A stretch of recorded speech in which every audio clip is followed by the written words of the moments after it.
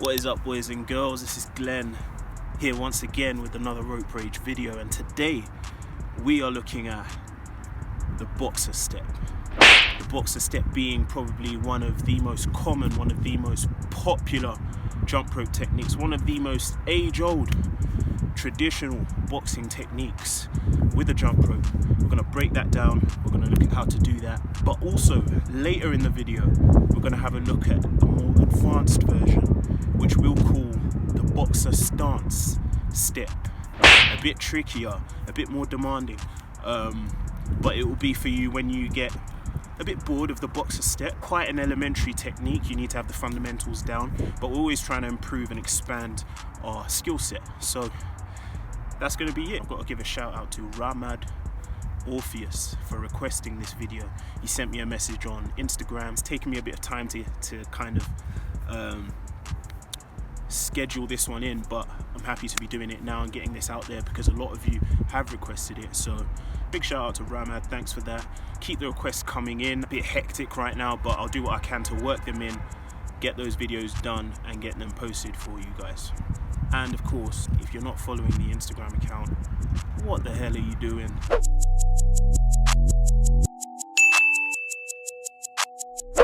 Right, cool. I'm gonna take these off because I mean business now, and we're gonna get straight into it.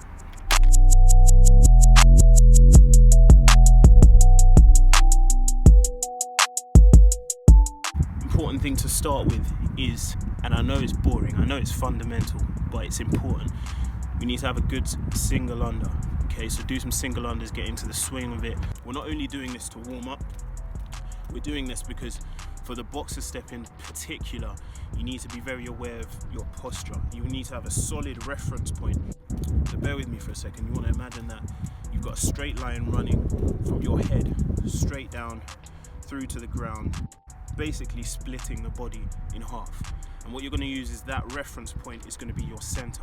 With a boxer step, you're essentially moving to the right and the left of that center. So you want to know where that center is first and foremost. So when you're doing these single unders, don't just mindlessly jump and think about what you're going to have for dinner, or I don't know what you're going to do at the weekend. Be mindful of what you're doing. Jump and be aware of your body posture. Be aware of that center that splits the body. And also, as you're doing those single unders, you want to be soft in the joints.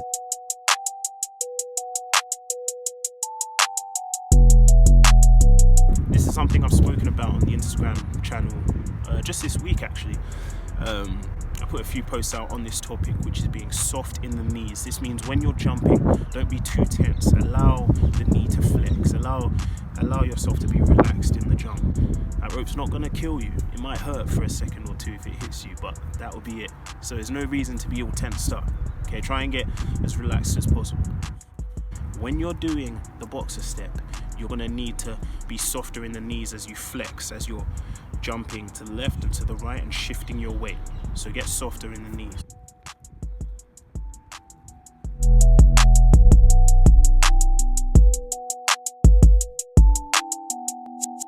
Once you're sick and tired of that, just work on shifting the body weight to either foot. So I call this in my head penguin stepping. If you imagine the way a penguin kind of walks, well, at least in the way penguins walk in cartoons, they kind of waddle and shift the weight left and right, left and right. You want to work on doing that because a lot of this movement is shifting weight from either foot.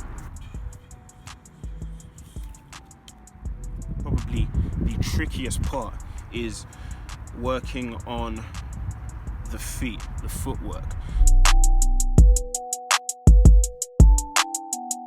Now, one aspect of this that isn't immediately obvious when you're watching someone doing the boxer step is that when you're shifting your weight right and left, okay, depending on which side you're shifting, that foot on that side needs to hit the ground first, but it's very subtle and very quick.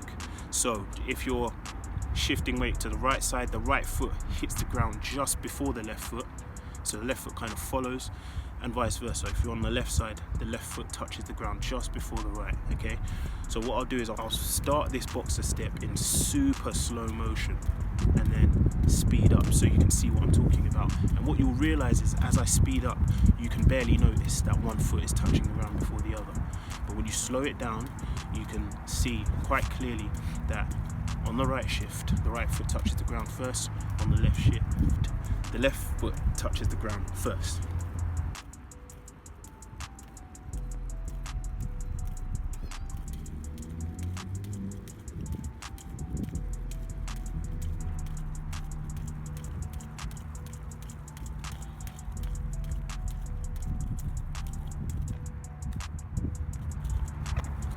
Okay, so that's probably the major sticking point. You want to get that down. My advice would be to start without the rope, as with most techniques involving footwork. Start without the rope because it can be a big old confusion. Just use the feet, work on that motion. Getting the rhythm down. Okay, you don't want to get too bogged down in your head about the rhythm. You want to understand it and just for it to just become second nature. Because when that rope gets involved, it's another thing to think about. So get the footwork out of the way. And when you've got the footwork all in check, start slowly, get that rope, start slowly. Remember what you've been working on, the softness of the knees. You're working on keeping track of that middle of the body and just shifting the weight either side. On the right side, that right foot touches just before, left side, left foot touches just before. Start slowly and then build up speed, okay? Slow is fast.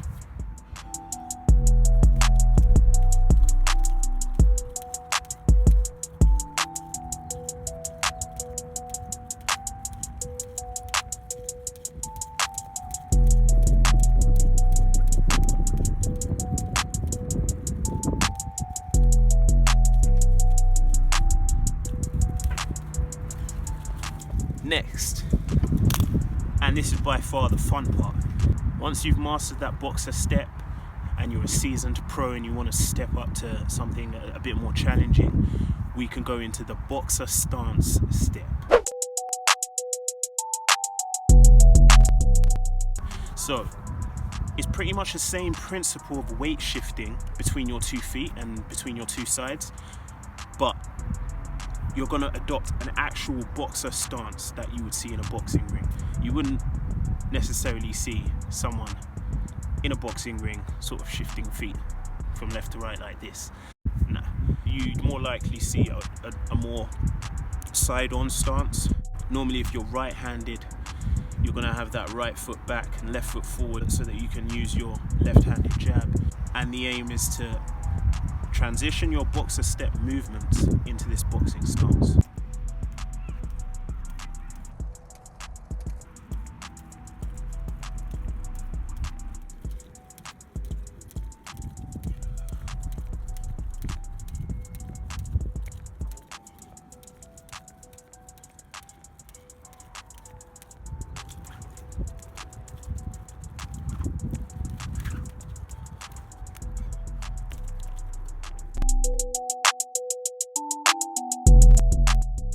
Okay, so with the boxer stance step, you're not going to have your feet in line on the horizontal.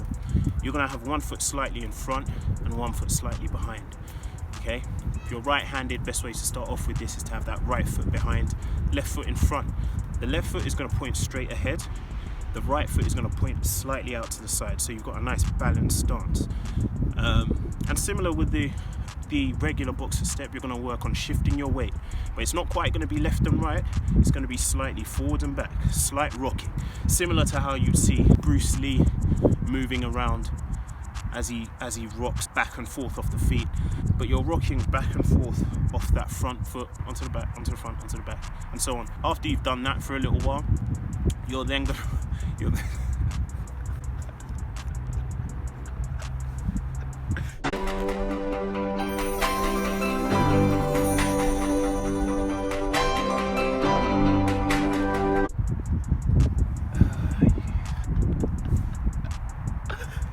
couldn't just run in front of the camera.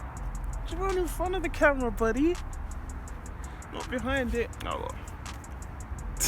Where was I? One thing to be really mindful about is the hands. The hands must stay as they are. You're going to be very tempted to shift your hands similar to the way you've shifted your feet, with the one slightly in front, one slightly behind. You're going to be tempted to go into a kind of diagonal alignment.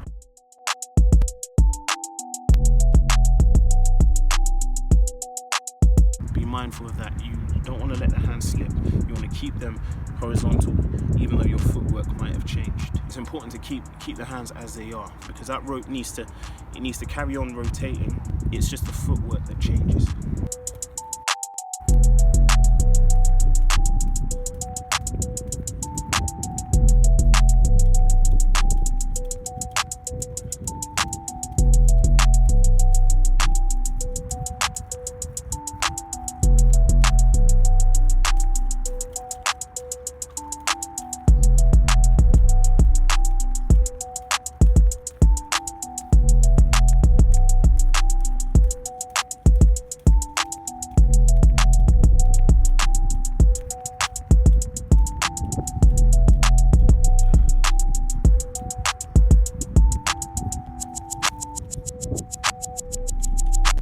Alright, and that's it.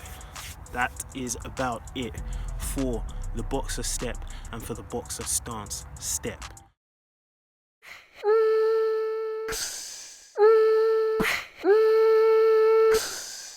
In a future video, we are going to look at how to transition between left foot leading and right foot leading, and it's pretty cool. You get a kind of flowy, almost like a dancing motion as you're moving.